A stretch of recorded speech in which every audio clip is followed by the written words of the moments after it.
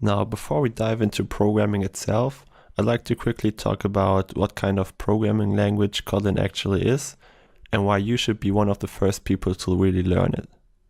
So first and foremost, Kotlin is a Java-based language, and in fact it also runs on the Java virtual machine.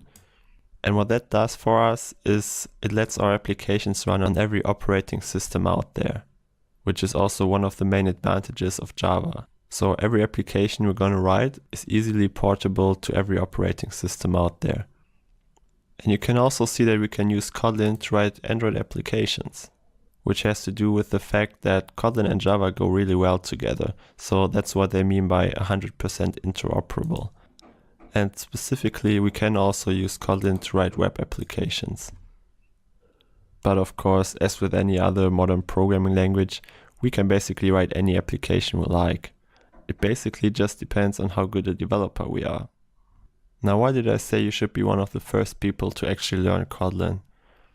Well, in fact, Kotlin has only recently been released in version 1 beta, and it is actually developed by this company named JetBrains, which also create the IDE IntelliJ, which we're going to be using later, and which is basically the best Java IDE out there at the moment.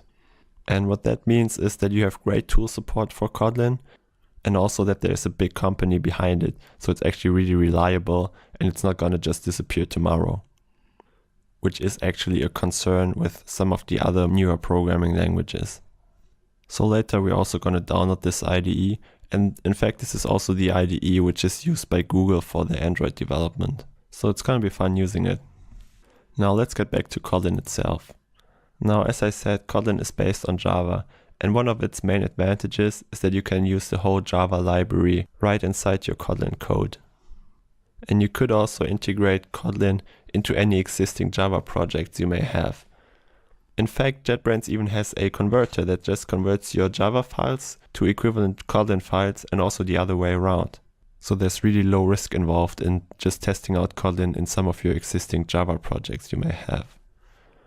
But now it doesn't just end there. Kotlin actually improves on some of the more annoying sides of Java.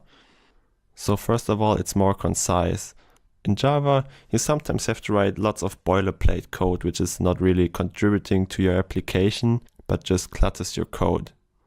So for example, you might have some classes which basically just hold some data, and you have to define 10 getters and setters, you have to define equals, hash code, toString, and all that, which is really just boilerplate code. So we'll be talking about data classes and other cool features of Kotlin later in this course. Now, another major advantage of Kotlin is that it makes our code much safer.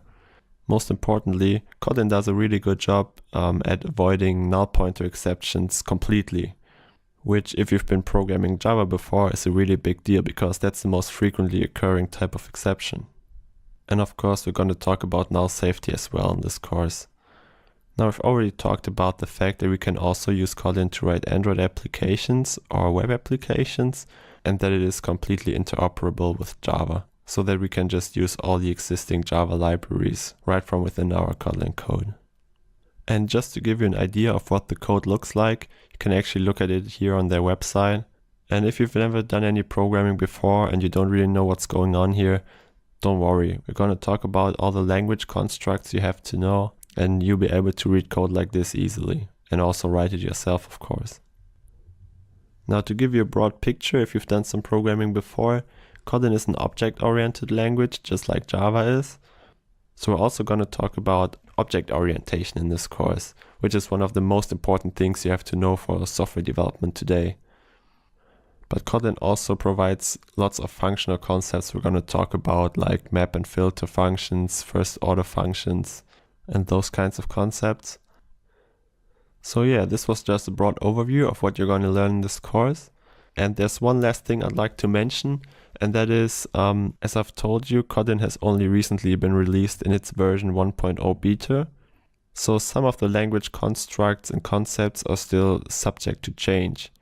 So you may come across a lecture in this course that is outdated because of some language change.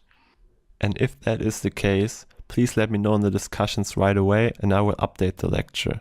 So if anything I present in the lecture isn't working for you, please just let me know in the discussions and I'll get back to you as soon as possible. Generally, if you have any suggestions for this course or any questions you want to ask, just tell me in the discussions and I'll get back to you. Alright, so that's it for this lecture and I'll see you in the next one.